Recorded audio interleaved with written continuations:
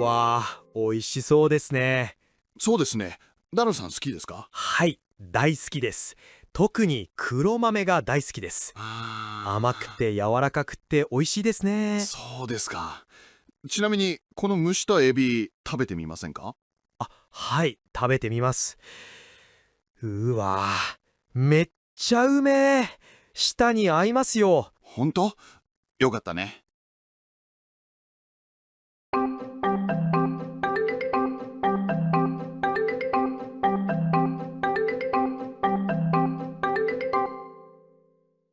ところで、山田さん、あの質問してもいいですか？もちろんいいですよ。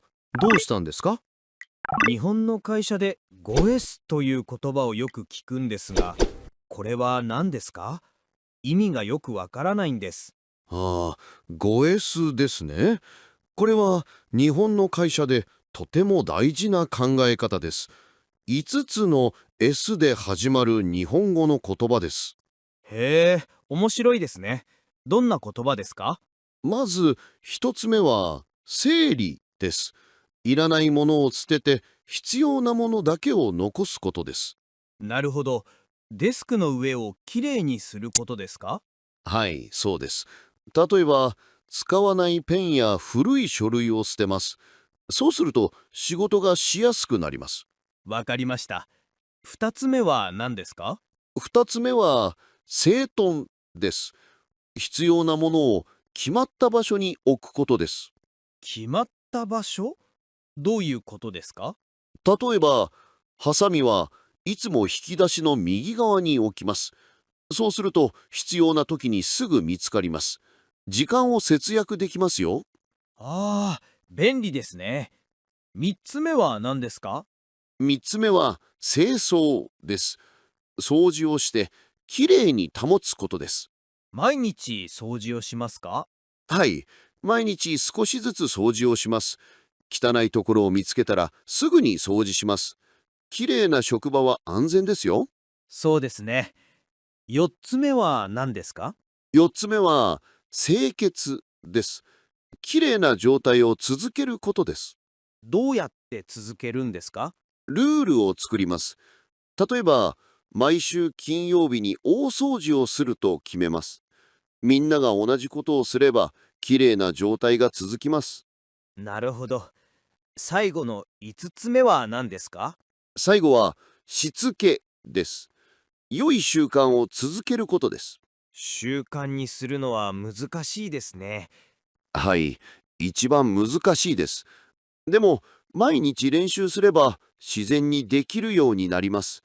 みんなで協力することが大事です。5S はどんな利点がありますか？たくさんありますよ。仕事が早くなり、ミスが減り、安全になります。そして気持ちよく働けます。すごいですね。インドネシアの会社でも使えそうです。ええ、世界中の会社で使われています。シンプルですが、とても効果的です。山田さん、詳しく説明してくれてありがとうございました。勉強になりました。いいえ、どういたしまして。ダルさんもぜひ 5S を試してみてくださいね。はい、やってみます。Oke Mas Bro, barusan kita telah menyimak percakapan antara Mas Daru dan Pak Yamada. Gimana? Bisa difahami kan? Mudah-mudahan bisa ya. Kalau nggak bisa difahami juga, berarti saya kurang pinter menyajikannya. Maaf ya. Tonton ulang-ulang aja. Yang biar kuota kan bukan saya. Di sini kita kan bisa belajar gratis tis, tapi kuota nggak gratis. Oke deh, langsung ke pembahasan yuk. Gas! Pada percakapan di atas, kita bisa menemukan ungkapan mecha ume, artinya enak sekali. Umai dan ume adalah kata sifat yang umum digunakan untuk menyatakan lezat, enak. Kata-kata ini juga dapat berarti terampil atau ahli dalam untuk merujuk pada kemampuan atau ketangkasan yang unggul. Umai menggambarkan rasa lezat dari makanan atau minuman. Ume adalah ungkapan yang lebih kasual, sering digunakan untuk mengungkapkan perasaan yang sangat atau kegembiraan.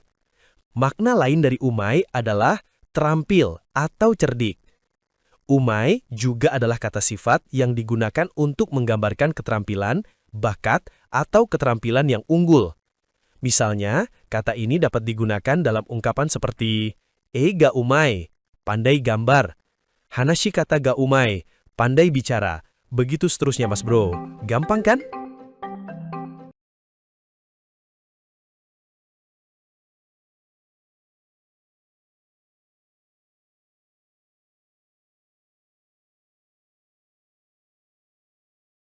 Dostan desu ka? Dostan desu ka? Artinya, ada apa? Adalah frasa tanya yang biasa digunakan ketika ingin menanyakan kondisi seseorang, misalnya tampak tidak sehat, tampak ada masalah, atau rasa kekhawatiran dan lain-lain. Frasa ini lebih pantas digunakan dalam hubungan yang dekat antara pembicara dan lawan bicara untuk mengungkapkan keterkejutan atau kekhawatiran. Contoh penggunaan ketika kita bicara kepada orang yang hubungannya dekat seperti teman atau keluarga. Genki nai ne, dostan desu ka? Artinya, kamu tidak sehat ya? Ada apa? Atau boleh juga dalam pertanyaan seorang dokter terhadap kesehatan pasiennya. Contoh, dostan desu ka? Onaka ga itai desu ka? Artinya, ada apa? Apakah Anda sakit perut? Hal yang harus diingat, terkadang saat kita ingin bertanya ada apa kepada seseorang dan kita bermaksud menanyakan masalahnya apa. Tapi dengan menggunakan ungkapan nani ga arimasu ka, ini kurang tepat, Mas Bro. Walaupun dalam bahasa Indonesia, nani ga arimasu ka artinya ada apa. Karena nani ga arimasu ka untuk bertanya keberadaan benda. Sekali lagi, ada apa untuk menyanyikan keberadaan benda, bukan menyanyikan masalah apa. Beda loh ya. Saya pernah megang perut sambil meringis-meringis, lalu teman saya nanya pakai bahasa Jepang, nani ga arimasu ka? Berarti kan dia nanya di perut ada apa. Bisa aja saya jawab ada bakso, ada ayam yang dimakan tadi pagi, atau ada maaf Iya kan? Padahal yang dia maksudkan kenapa atau ada apa. Maka pertanyaan yang tepat adalah doustan desu ka? Gitu, Mas Bro. Oke, dalam situasi bisnis atau bicara kepada atasan, frasa doustan desu ka bisa dianggap kasar. Jadi gunakan ungkapan yang lebih sopan seperti do nasaimashita ka, ikaga nasaimashita ka, atau do deshou ka. Ungkapan ini kurang lebih artinya ada apa atau bagaimana Anda. Oke, begitu ya kira-kira penjelasannya. Makna dan penggunaan koto. Secara umum, koto digunakan untuk mengubah kata kerja atau frase menjadi kata benda atau membendakan frase.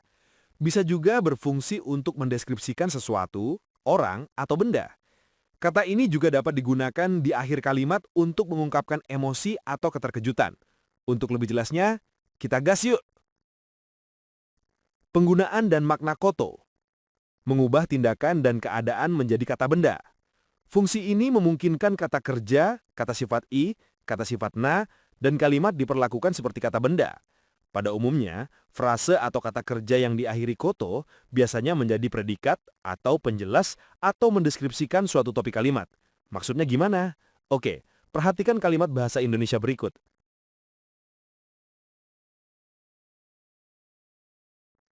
1. Teman saya menonton film. 2. Hobi saya menonton film. Perhatikan bahwa pada kalimat pertama pelaku yang menonton film adalah teman atau teman saya.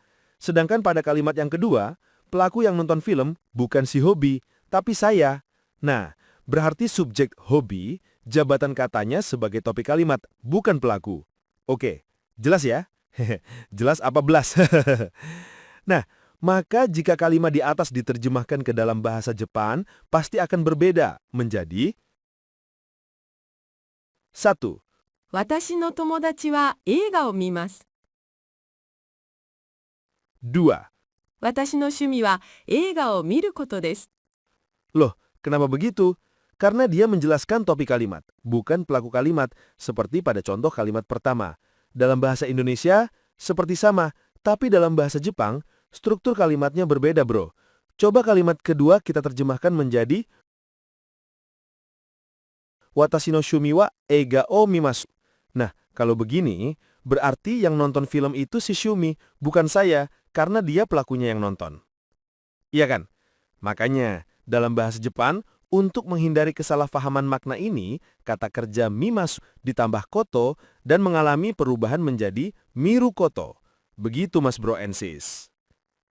Contoh lain dalam percakapan di atas. 整理はいらないものを捨てて必要なものだけを残すことです。 Artinya, seri itu membuang barang-barang yang tidak perlu dan meninggalkan barang-barang yang diperlukan saja. Jadi di sini, topiknya adalah tentang Seiri, bukan pelakunya si Seiri yang membuang barang tidak perlu. Oke, kayaknya begitu ya. Maaf kalau penjelasannya bikin bingung, karena saya juga suka bingung topik apalagi yang harus dibahas di tutorial berikutnya.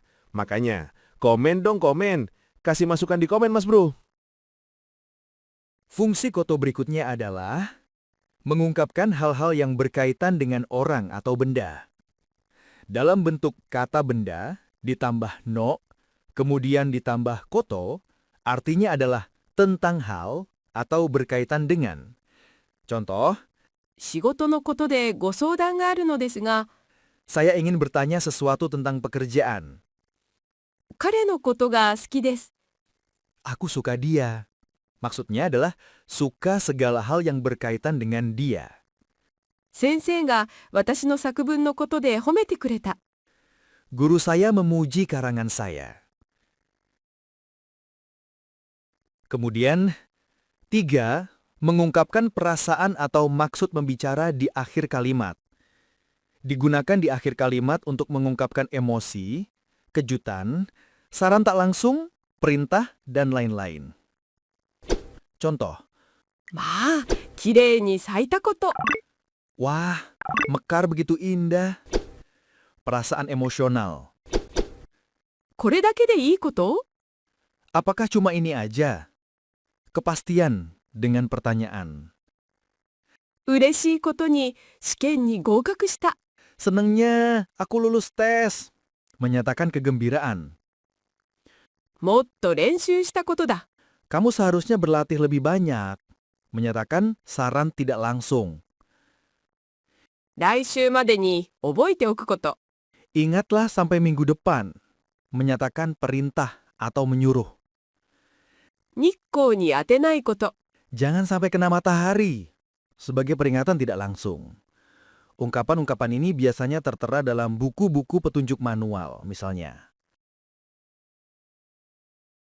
Nomor 4. Digunakan sebagai klausa subordinat. Saat menyatakan bahwa kalimat sesudahnya ada hubungan dengan kalimat sebelumnya, seolah-olah kalimat yang dikenai koto yang menjadi pemicu kejadian terhadap kalimat berikutnya. Contoh, 彼が来ることだし、もうそろそろ準備を始めよう。 dia datang, ayo mulai bersiap-siap. 彼が約束を破ったことに私はとても驚いた。 Saya sangat terkejut dia mengingkari janjinya. Untuk contoh poin ini, sepertinya perlu penjelasan lebih dalam satu tutorial, Mas Bro. Oke, coba kapan-kapan saya pikirkan lagi. Wah, ngantuk, Mana kopi sudah habis lagi. Udah, sampai sini dulu ya. Paham gak paham, tetap saya akhiri sampai sini. Wah, jangan lupa disabrek buat nambahin beli kopi. Dah jam mata. Wah.